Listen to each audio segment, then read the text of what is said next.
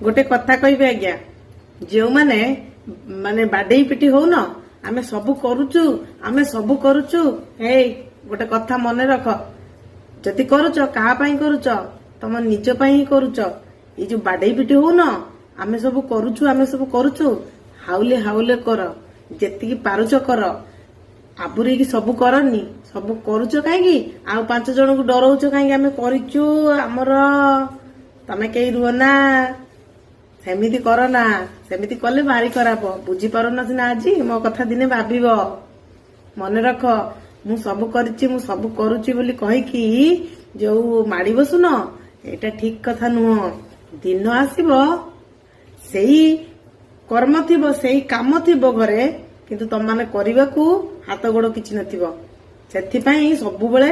समस्त को समान भाव में देखिकी समान चिंताधारा रे मु खुशी रे रहिबी आ अन्य माने भी खुशी रे रखिया पई चेष्टा करंतु निजे खुशी रहंतु अन्य को खुशी रखंतु ए जो मु करछि बोली जो भगव न मन रख